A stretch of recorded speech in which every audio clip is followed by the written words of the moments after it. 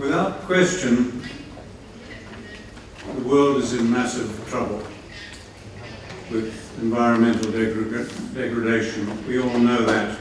And this is culminating in global desertification and climate change. Now, to me, it's obvious that despite all the utterances from authorities, we will not mitigate or adjust and adapt to climate change any more than the proverbial frog put in slowly boiled water can adapt to it. The position is desperately serious. I believe it's greater than all the dangers, or more dangerous than all the wars ever fought in history, the situation that we face. That's my belief. Now, mainstream agriculture today, including crop farming, factory animal production, fisheries, etc., is the most destructive, extractive industry we've ever known. It is polluting our waters, mining our oceans. It's producing about 20 times as much dead, eroding soil as food we need every day for every human alive today. That to me is the most shocking statistic. Now, it is causing climate change probably every bit as much as fossil fuels that we attribute them to all the time. Now, two things are blamed more than anything else for climate change: livestock and fossil resources. These are the two things we blame most. Now, blaming livestock is not new. That's very old. We can go back into ancient texts and find them blaming the nomads for causing the deserts of antiquity in the biblical world. Now, to that score against livestock has been added today the public anger against factory feedlot production and the felling of tropical wet humid forests to plant pastures for livestock. Now, we see this public anger in social media and in a growing vegetarian vegan movement, which is supported by literally hundreds of wealthy celebrities influencing their fans. All right, that very brief summary of the position we face is the end of the bad news. From now on, let's get constructive, because we need to be, and there is a clear way forward using common sense and good science, I believe. Now, it will take a concerted effort on your part to correct what is angering the public. But at the end of the day, our cattle, goats, sheep, all these herding animals, and billions more of them than we have today, will be absolutely essential to ending the biological problem, solving the biological problem of desertification and its role in climate change, and in feeding and clothing billions of people in this world. Now, because the situation we face is so dangerous, and because livestock are so essential and vital to the future of humanity, I'm going to be very blunt and speak very candidly. Now, like all scientists, I'm open to and I invite criticism of what I say, if anything I say is known to be wrong logically or on the basis of any known science by any scientists in Argentina or the world. Now, first, let's start using common sense.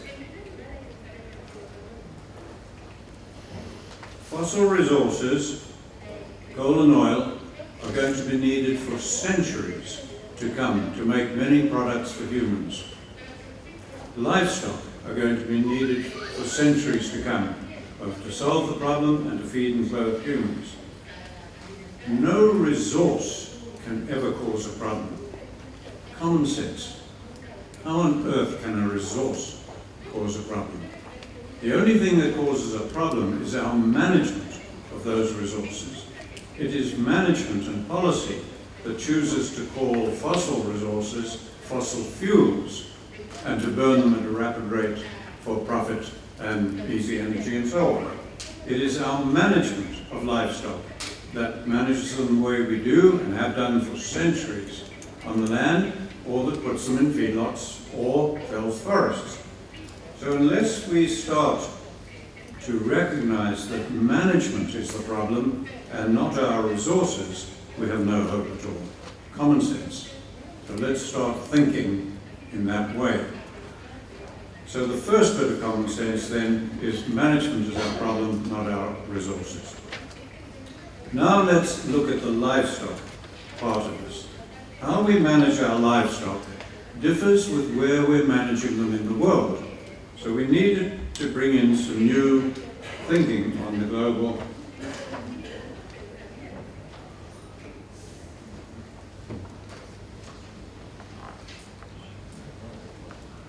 technology is usually nice, isn't it?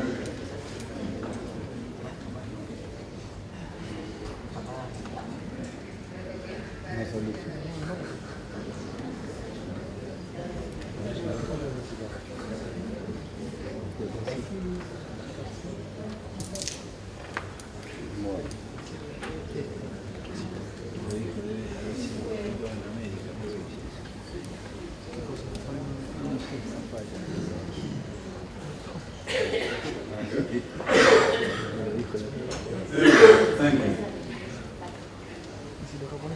So when we look at this picture from space, we see essentially two very broadly different types of environment, and this affects the issue of livestock very greatly. What we see in brown, basically, is very seasonal. Seasonally humid, seasonally dry periods, and here, in those areas, if we break dead stems and leaves and crush them in our hands, they crush, they're brittle, and we call those brittle environments. And then what we see in green, the smaller areas, is essentially where there's humidity through most of the year. We do not get these long dry periods, right? And there, if you want to know, just crush dead leaves and stems in your hand, and they don't crush, they just crumple up, they're soft. So we call those non-brittle environments. And that gives you indication very quickly. Now, very roughly, the brittle environments, seasonal brittle, are about 2/3 of the world. It's most of the land surface of the world, and that's very critical to us. Now, these are very different climates or environments, even though the rainfall may be similar. So, for example, the rainfall in London and the rainfall in Johannesburg in Africa are about the same, but they're completely different environments. So it's not about rainfall, it's about the distribution of humidity through the earth. Now, grass plants and not trees provide the bulk of the soil cover in the brittle environments of the world, and they also provide a lot of cover in the others. But mainly in the brittle environments, the ground cover comes from grasses. Now, if a high percentage of the soil between the plants is becoming bare, then we start to get desertification. Now, why we get it is because of the effect on the rainfall. Now, man-made deserts develop when the rainfall you get becomes less effective. Now that's a concept we didn't have. I first detected something was wrong in our teachings and what I was taught when I was seeing floods and droughts that didn't make sense in Africa, and from that developed the concept of effective versus non-effective rainfall. Now, effective rainfall is the rain that we get that soaks into the soil and then it only leaves the soil in two ways. It either goes out of the soil through plants, or it goes through the soil to river flow, wetlands, and underground water. Other than that, it doesn't leave the soil. Non-effective rainfall is rainfall that we get that flows across the surface of the soil. Or it soaks into the soil and a lot of it then leaves out of the soil, evaporating out of bare surfaces. That is non-effective rainfall, and that is why floods and droughts so often come together. Droughts follow floods, floods follow droughts, and they're connected. And that was what first gave me the clue when we were collecting money for flood victims on the Limpopo River system at its mouth. But the top of the river in 3 countries was suffering terrible drought. How could that be? That was when we got that clue to it. Now, why does the rainfall become less effective in the brittle environments? And I'm going through this to arm you with equipment and arguments because you're going to have to convince lots of people as you talk. We live in a holistic world in which soil life, plants and animals all co-evolve together. And you've had some of that this morning. They didn't develop one before the other. Now in the humid environments, right, the non-brittle environments, the soil and plant life developed together, but the bulk of the plant-eating creatures were insects, not large herbivores. And the large grazing animals were few and low in numbers, and their predators were few and single, jaguar and tiger, because they don't eat insects, that sort of thing. Now, in the seasonal environments, again, the soil life, the plants evolved together, but in those environments, we had billions of large grazing animals, and they had pack-hunting predators with them. Now, those, and you were shown some slides by, what was your name? This morning, you were shown this morning some of the ones that more than 80% of the genera disappeared from South America. So they were killed off in the early days. That's when things began to go radically wrong. Now the former role of those billions of large herding animals all over the world, all right, was then replaced with very few species and low numbers of livestock, all our domesticated animals. And they, as you know, were protected from predation. All right, now all life operates on a cycle of birth, growth, death, and decay. Unless you keep that cycle going, things break down badly. Now the decay part needs to be rapid and biological. And in humid environments it is, and we cannot stop it being rapid and biological because of the humidity and the high numbers of microorganisms. So nothing ever blocks that cycle. And in those environments, if for any reason bare ground is developed by any bad management practice, it rapidly heals up.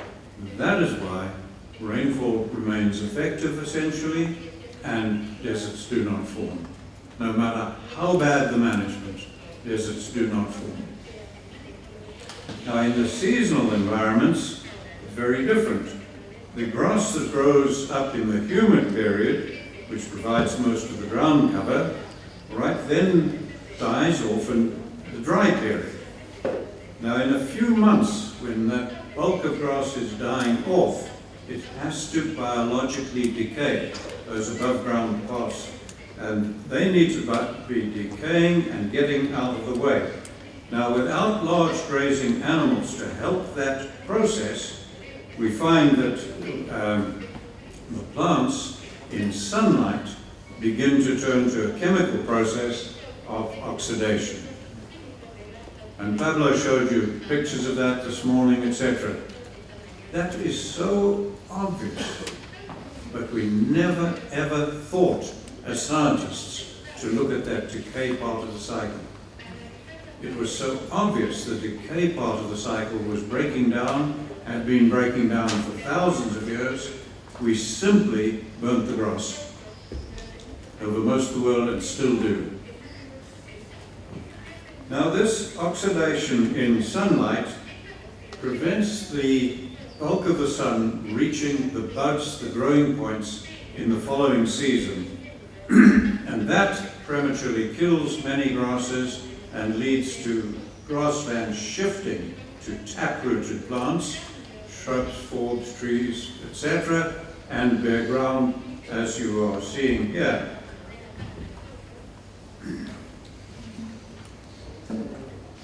Now let's look at what we could do with our management to prevent oxidation occurring. That's what we've got to do. Now, if we're going to prevent that, we're going to have to use some tool. Right? So we'll use the analogy of a toolbox which was used earlier. We have to do that because we're a tool-using animal.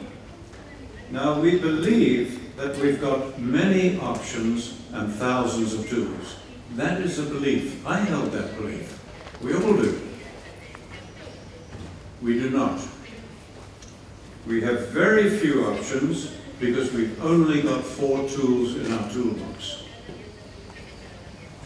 That's all the human toolbox has, is 4 tools. Now, how did I establish that? I established that while putting some 2,000 scientists from various fields and people in training in the United States, professional people.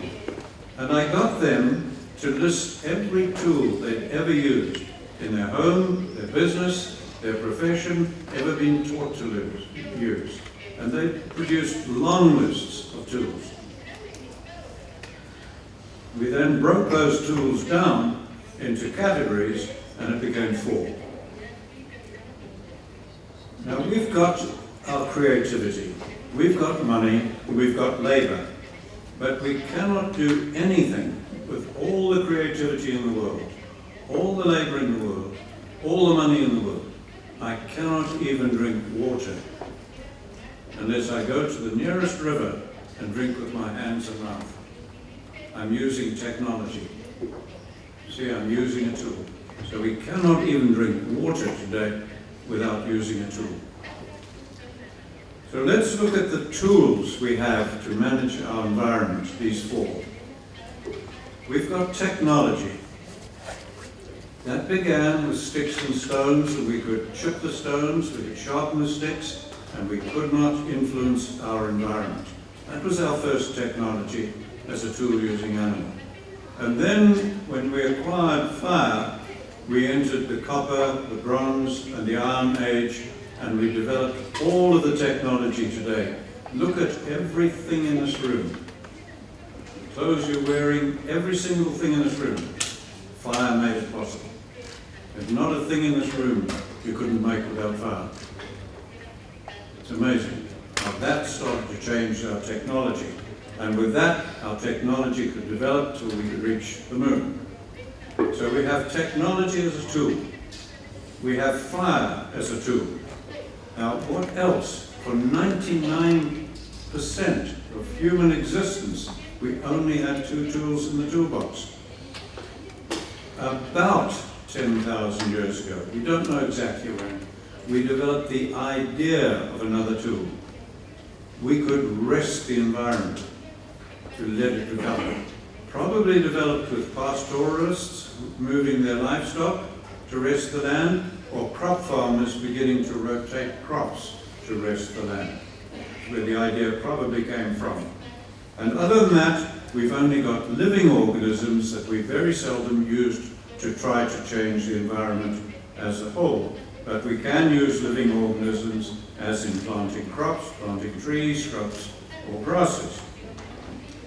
That is our full toolbox. 4 tools and no more.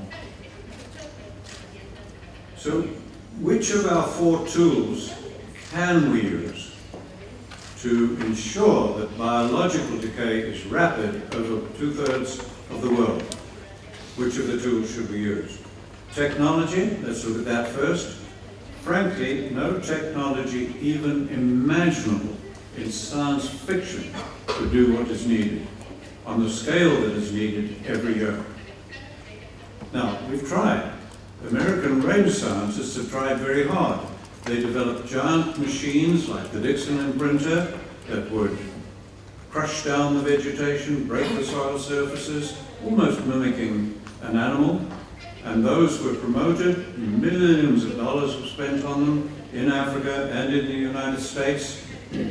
And today, that all failed, and those machines are oxidizing. The machines are now rusting just like the grass, because that's all oxidation is. All right, so we could use fire. Now, fire we've used for centuries. Major environmental organizations advocated to remove the dead plant parts, and as I say, we've used it for centuries. But let's use our common sense. Fire is oxidation. You cannot use oxidation to replace oxidation. It's just rapid oxidation. It does clear the old material, and grass does flush, but it exposes soil and it pollutes the environment extremely badly. If you look at the research from the polluting effects of fire, it is extremely bad indeed. And billions of hectares of land burn every year, supported by governments, organizations, etc. So we're trying to use fire, it has no hope. Now, let's look at our third tool, the idea of resting the environment. This again is advocated by major environmental organizations. We believe in it, we've believed in it for a long time. We do it in national parks and things like this. So let's look at how successful that might be. In the humid environments, remember, which were the lesser part of the world, it's extremely successful. We haven't got any tool more powerful to restore biodiversity, full recovery of the environment. It is the most powerful tool we have. But those are the areas of the world that are not oxidizing and not turning to desert. If you want to see the power of it, look at where we find the remains of past civilizations. We find them under the recovered vegetation, because no matter how badly damaged, it recovers. Now, what about in the rest of the world?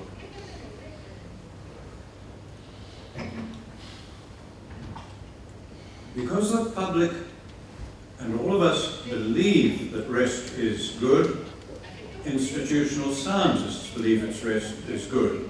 So, with this belief that rest, or conservation as we often call it, is good, we have no published peer-reviewed papers on the effects of rest. Why? Because we didn't, as scientists, waste our time doing any research on something that we knew for certain. We knew it was good, so we didn't research it. So in that case, what can we do? We can observe, we can look at areas, we can observe them, we can photograph them, etc. But when we do this, we do risk the possibility that that is called anecdotal. But it's not anecdotal, because we can observe it, we can measure it, we can document it. So let's look at the effects of rest. That is a national park in the United States. That has been rested for a very long time. At the moment, probably well over 80 years or more.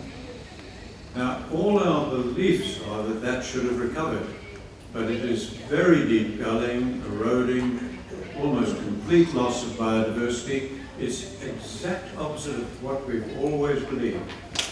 And thousands of people visit that, but they cannot see it because of the belief. We do not see what it's resulting in.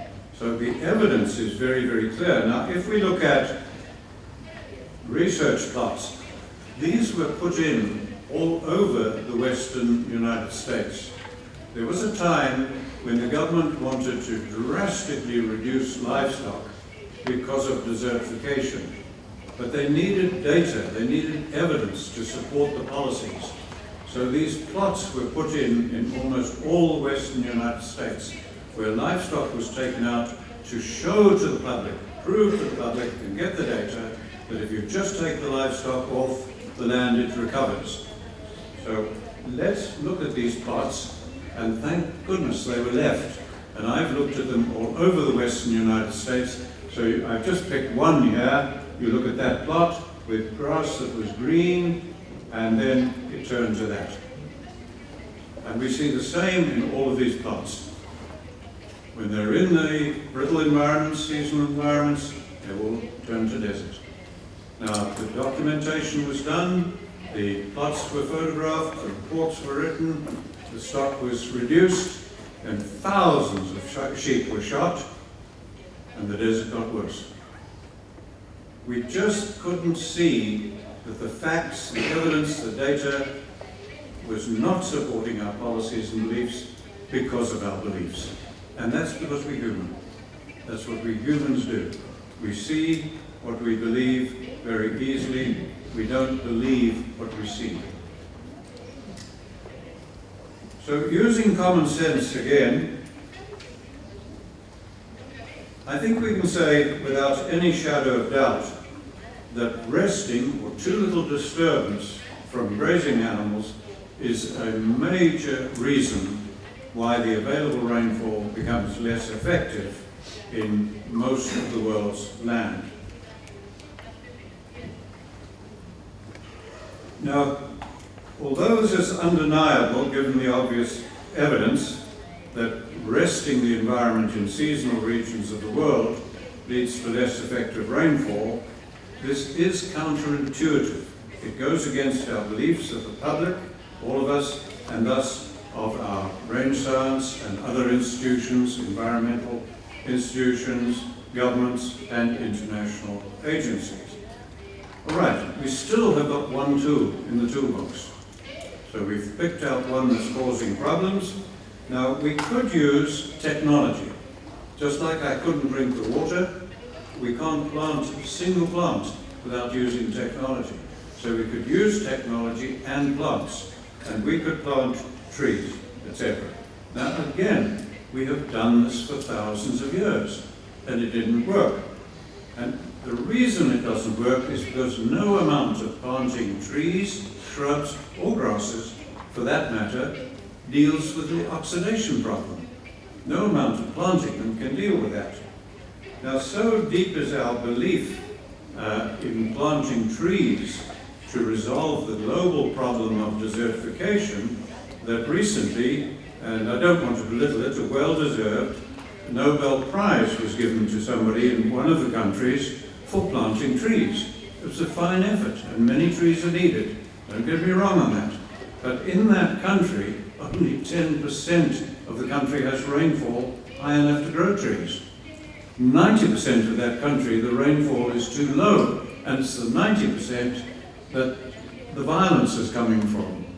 So a Nobel Peace Prize for addressing the violence wasn't addressing it in the bulk of the country and couldn't.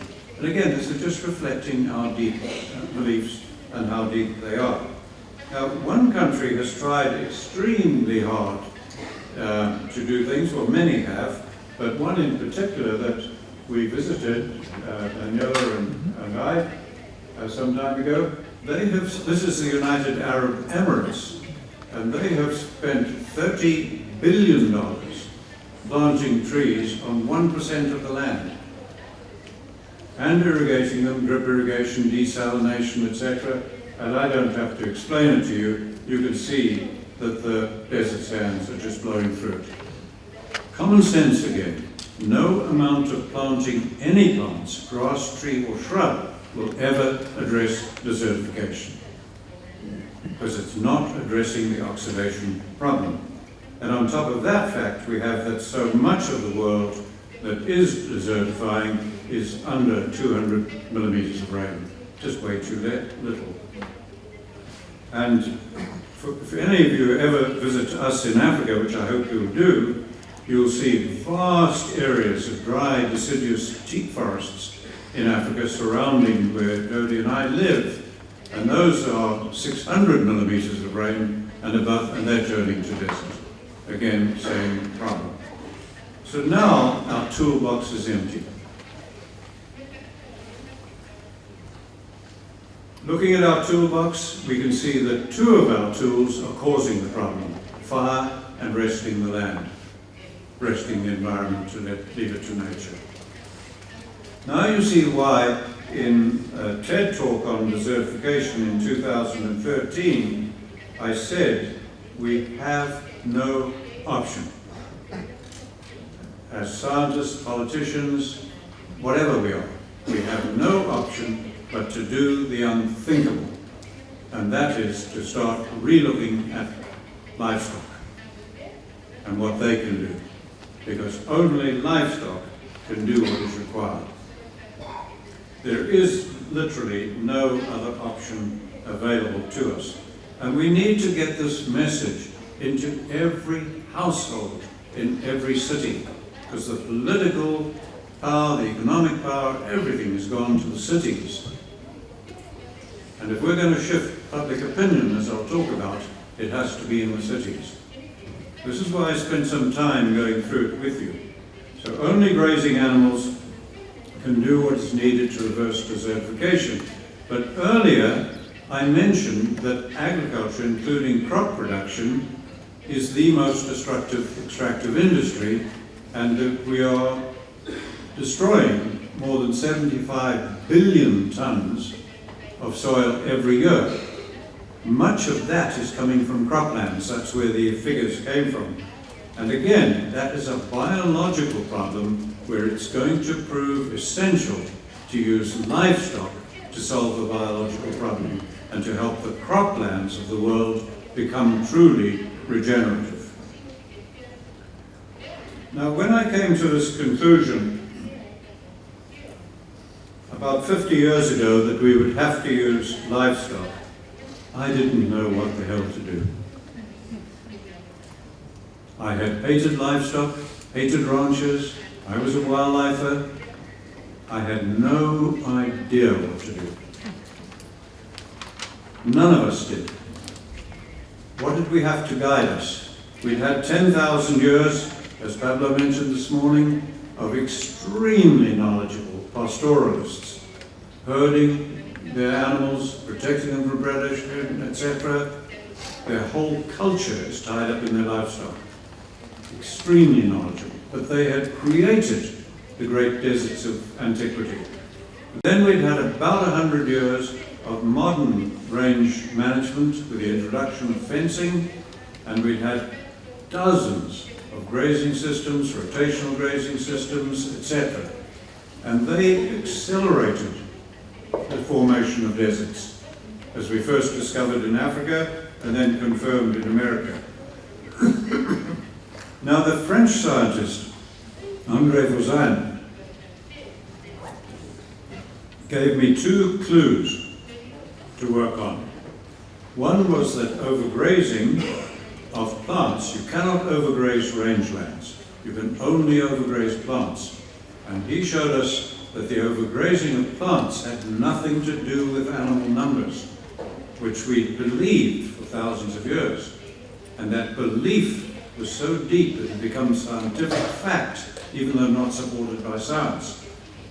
So he'd given us that clue, that overgrazing of plants was a function of time. Days the plants are exposed and days of recovery that they get. Good clue. He'd given us a second clue, because he had studied rotational grazing in Europe, etc., found where it was flawed, why it was leading to a loss of biodiversity, even on pastures in humid environments, and he had reasoned out and worked out that you needed a planning process. Some sort of planning process was needed. Now again, that is common sense. You wouldn't run any business on a business system, all right? You might have a business model, but not a business system. We can only use management systems, grazing systems, rotational systems. We can only use management systems where everything is predictable. When you're dealing with different weather, soils, plants, livestock, it's not predictable. So no management system will work. You use them in business for an accounting system, an inventory control system, where it's predictable. Right, so we needed a planning process of some sort. I tried Wazan's planning process, very simple one, very effective in Europe, but in Africa, I fell on my face, came unstuck. It could not deal with all the complexity of the wildlife, the long dry seasons, the droughts, etc. This did not mean that Wazan was wrong. I believed he was right. All we needed was a more sophisticated, a better way of planning, greater complexity. So rather than reinvent the wheel, and we ecologists had never tackled anything like that, I began looking at other professions to see who might have. And I found what I was looking for in the military profession. When I looked at Europe, over hundreds of years, armies had learned by experience, constantly built on their experience, and this was reflected in the military academies of Europe. So I simply took Britain's Sandhurst military academy, took their planning process for immediate battlefield conditions and cribbed it. It had hundreds of years of work behind it. Why reinvent it? And all I had to do from there was to face the fact that where soldiers had faced short-term battles, never continue for more than a few hours or days or whatever, whereas we farmers, ranchers, pastoralists, we had to plan for a year or more. So how was I to do that? Simple, put it on a chart. So we put it on a chart, and that worked immediately. And we'd never looked back. That worked in the 1960s. It's only changed cosmetically. Even in the textbook that we've just republished, the 3rd edition, the changes have been cosmetic and building on the experience of every farmer, every rancher on 6 continents over the last 50 years roughly. And it works. Now the keys to the consistent success with holistic planned grazing that you've been hearing about lie in 2 things. One is the planning process itself on the chart. Put on the chart where you can reflect great complexity very simply. The second reason for the success is in that word holistic.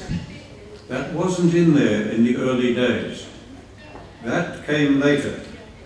Now the word holistic is where we make the decisions. Is it wise to run cattle in this manner or that manner? Is it wise to have them in tropical forests or in feedlots and so on?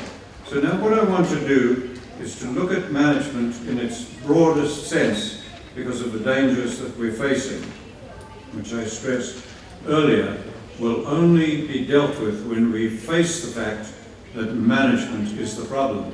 Now, management being the problem and not our resources, I need to look at that fairly thoroughly on the other side of management, which is policies and development projects. Because we've been talking about management at the farm level. If you look at this slide, you'll see 2 lists.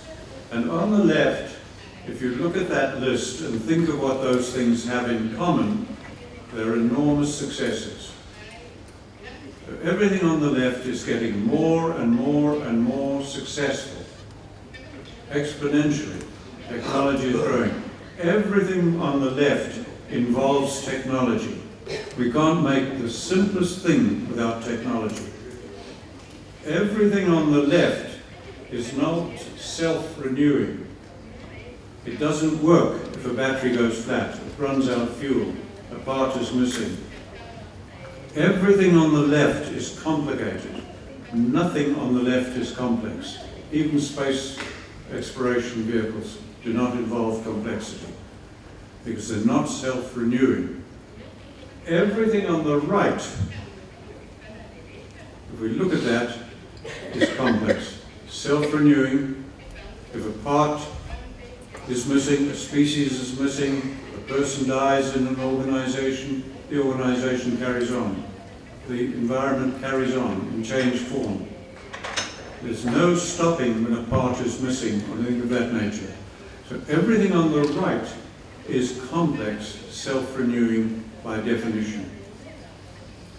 If we think about it, the successes are enormous on the left and getting more and more. What about on the right? Where are our successes?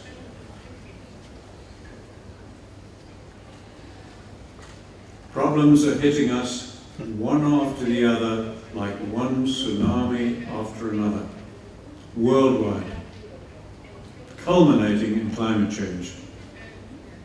20 civilizations at least have already failed. Now the threat is global, and it's entirely due to management of complexity. I believe that with all my life, having worked on this problem so long, trying to understand it. So management occurs at two levels. We do it at the grassroots, in our homes, our businesses, other enterprises, and we do it at a policy level. And policies lead to laws and regulations that dictate management. So let me explain very simply, and I believe unarguably, why our management of complex situations so often fails us. From our homes to governments to international affairs, we cannot escape a web of social, cultural, environmental, and economic complexity. It's always there in management. That's just as certain as water flows downhill. You cannot think of a management situation that doesn't involve that complexity at some level.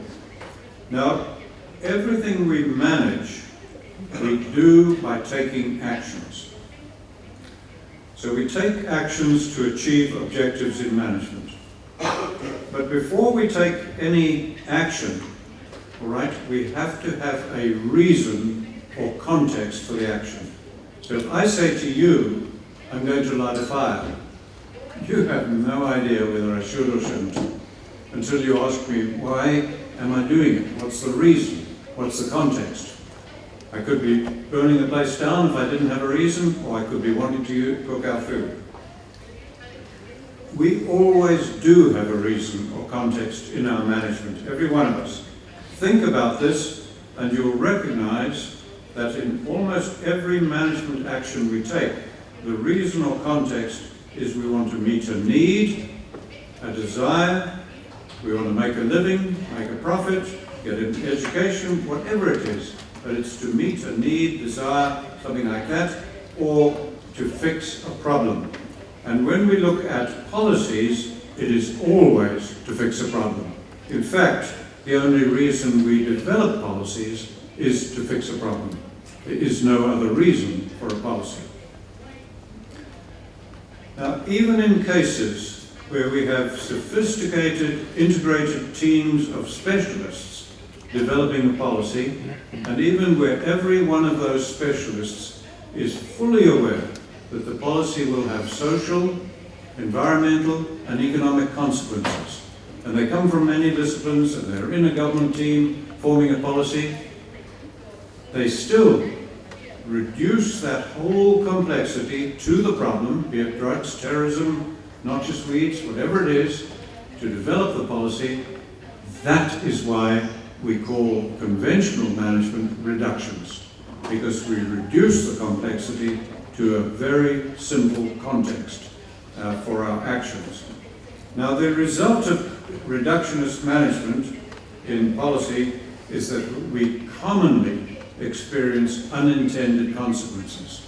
Now, this phenomenon of unintended consequences is so common that economists jokingly talk about the law of unintended consequences, because it's almost universal. let's look at some examples. In the United States, where they have sophisticated teams and all of these things, they have drug policy. The drug policy has increased drug use and spread violence across their borders and throughout the country. The war on terror is spreading terrorism with enormous economic, social consequences.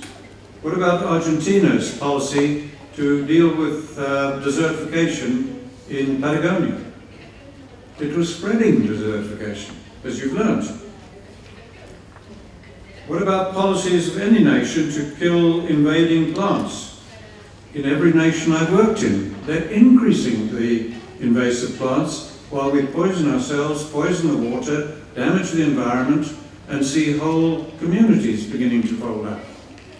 And of course, we see this in the agricultural policies of many nations, culminating in agriculture being the most destructive, extractive industry ever, and now endangering mankind as never before. So, now, I could go on and on with examples of policies.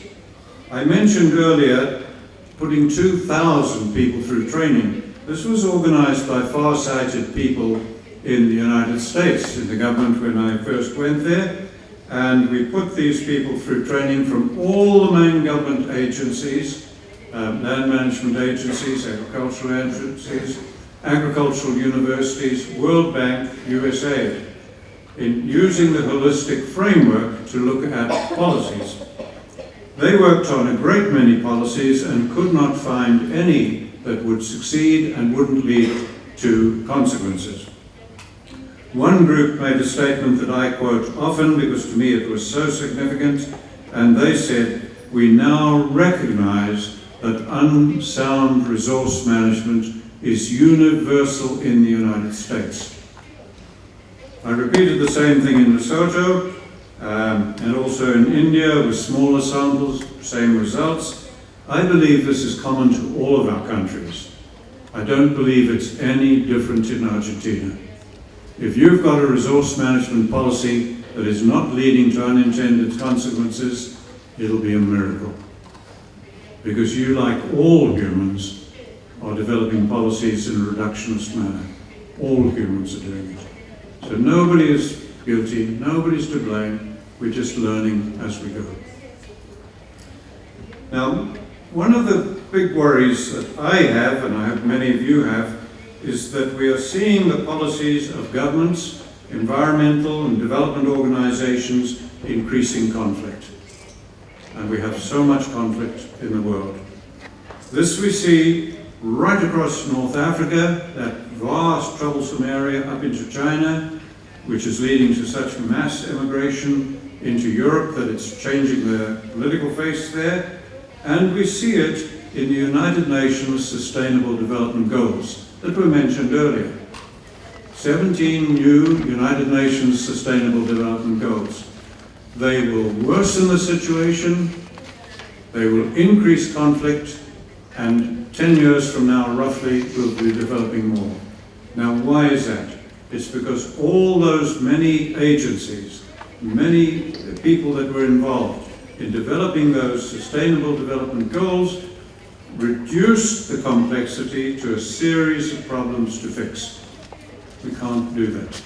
That's why we keep having new Sustainable Development Goals roughly every 10 years in a worsening situation. It's really very simple to understand why so often conflict increases. And the reason is that policies fail to address the fact that different people have different objectives. And it is our objectives that lead us into conflict. So now what's the solution? The world looks to technology for a solution, but as I've said, there isn't going to be a technological solution to a biological problem, I do not believe. But there is a simple way for us to begin to solve these problems, and it's really just in that holistic framework, which addresses the main cause of our problems, which is our inability to deal with complex or manage complex situations. Now, I learned this over 35 years ago during prolonged efforts to try to learn how to reverse desertification using livestock.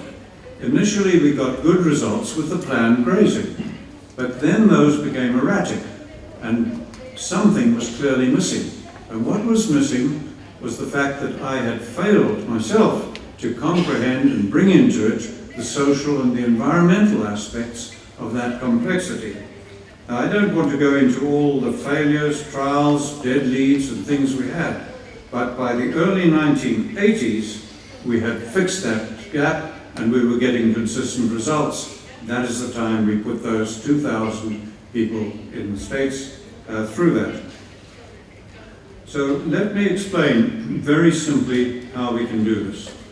When we use the holistic framework in any situation, particularly in policies and so on, the first two steps are very, very critical and very different from what we've done to date.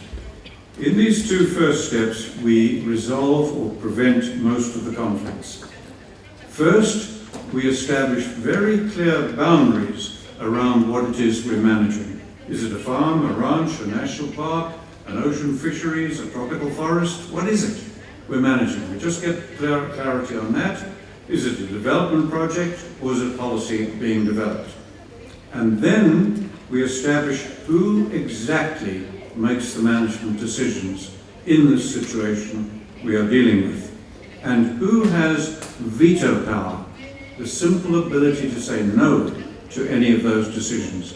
We need to identify these people very clearly, and then we need, in the case particularly of policies, to identify who has the power to sway public opinion for or against the policy.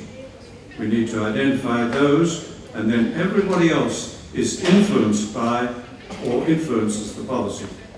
Now, the second thing we do then is to get those people we've identified who make the decisions, have veto power, or can sway opinion, and we bring them together to develop the holistic context.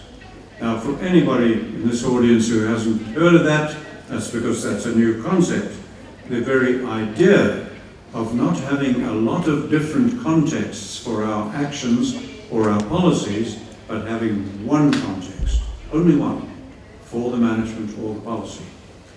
Now, this holistic context is a very clear statement, thought out and agreed statement of how people want their lives to be, based on their culture, their values.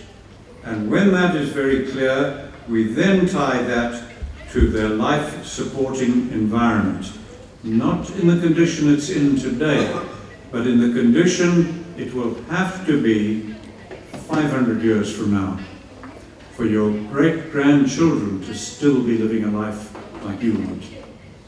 And that begins to give us the context for what we want. Now, throughout this process of developing that holistic context, no discussion takes place on any objectives, problems, anything like that, because when we discuss those without a context, or too simple a context, is what leads to conflict. So the people developing the holistic context then do not discuss any of the problems, etc. They purely come to total agreement on the context. No compromise and no compromise in it. You need to totally agree on the context. Now, achieving total agreement on the context, the holistic context, goes a tremendous way towards preventing conflicts in our communities and so on.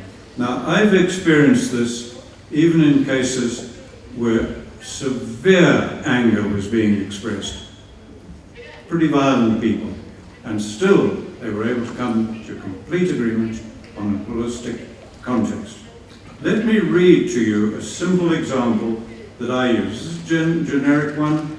It's not full, but it's what I use when I visit strange country, new country, haven't had time to talk to people, anything. I just know that most human beings, this is what they want. So let me read it. Stable families living peaceful lives in prosperity and physical security, while free to pursue their own spiritual or religious beliefs. Adequate nutritious food and clean water, enjoying good education and health, and balanced lives with time for family, friends and community, and leisure for cultural and other pursuits, all to be ensured for many generations to come by a foundation of regenerating soils and biologically diverse communities on Earth's land and in her rivers, lakes and oceans. This is a simple holistic context, but I think you'll agree that people in almost any culture would resonate with that. Now, once we've got the holistic context, all management actions and so on still need to go on. You still have needs, desires, make a profit, and we still have problems to develop or to deal with on the farm or in policy or anyone else. We need to decide when to run cattle, how to run cattle, all of these things. But now that holistic context guides the management. So all ideas and ways of managing to meet needs, desires, etc. are considered just like today. All normal decision making continues just like today. What does the research tell us? What's the data? What are the facts? What do we know? Past experience, cost effectiveness, cash flow, everything we do today. But when we're close to the action or developing the policy, we then pass it through 7 questions. We call them context checks.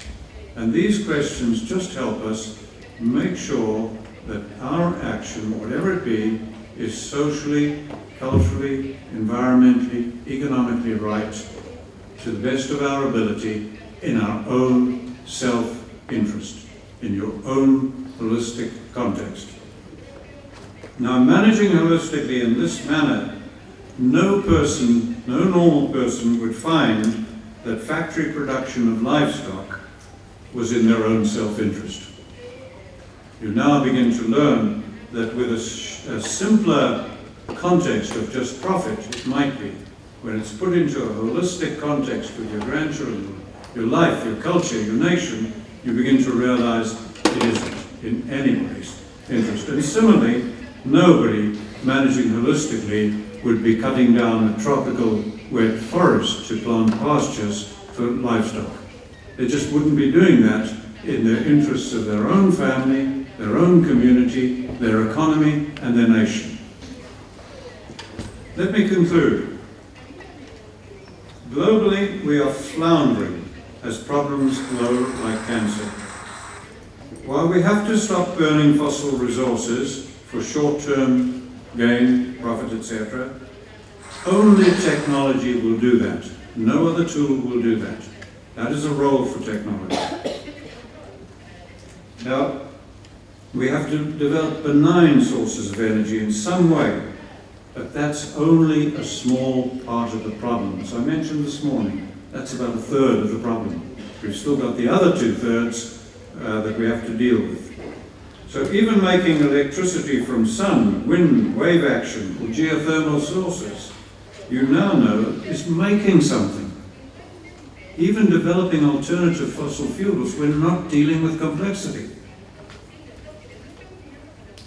That is the easy part, and I believe we'll win that one, because technology is so smart, we're so smart, and it's advancing so quickly.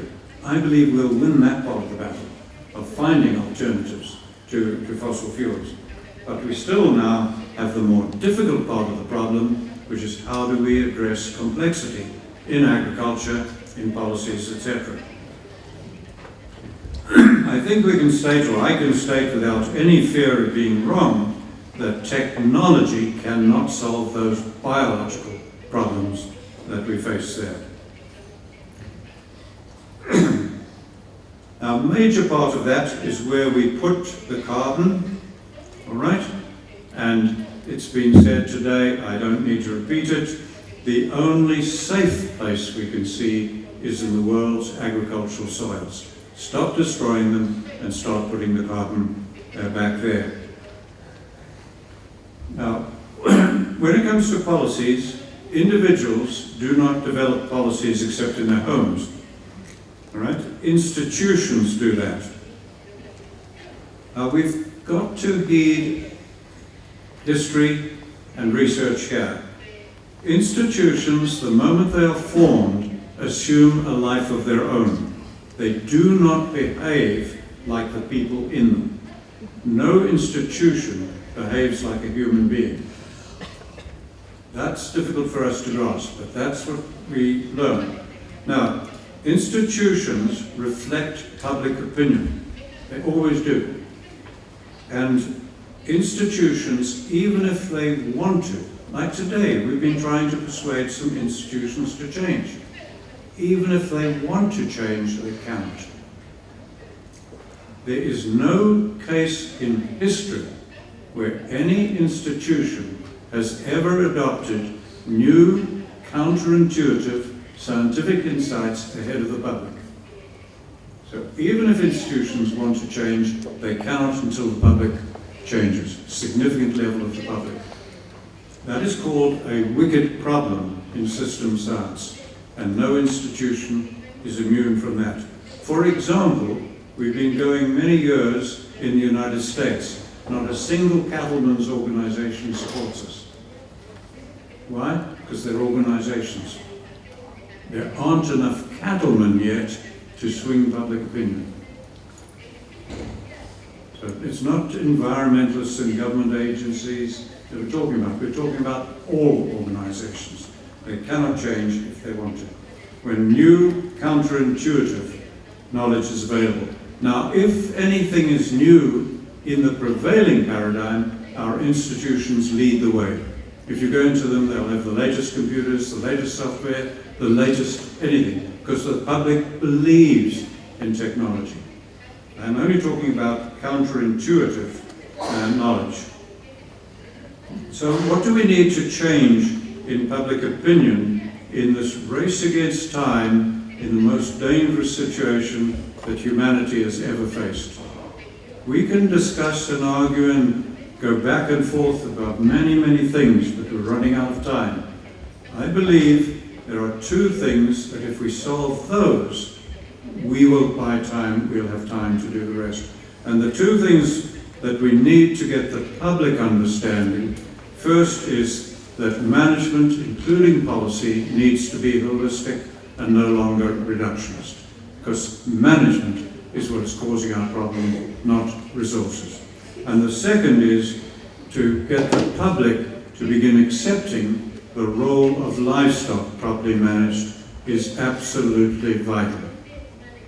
Nothing but livestock now can help us seriously address global desertification and its role in climate change and sequestering the carbon.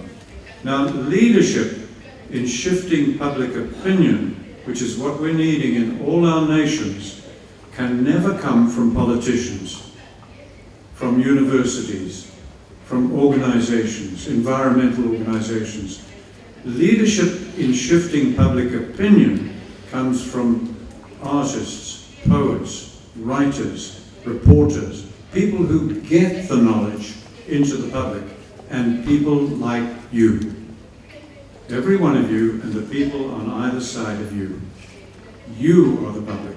Whether you work in a government agency or a politician, whatever, it doesn't matter. You're still a human being, you're still a member of society. And it's just when we get talking amongst ourselves and passing the knowledge till enough people are understanding. So leadership in changing public opinion is you and the people on either side of you. And I appeal to you to do everything in your power to just start shifting public opinion on those two issues, which will give us a chance for future generations, for our children, our grandchildren, and beyond. Thank you.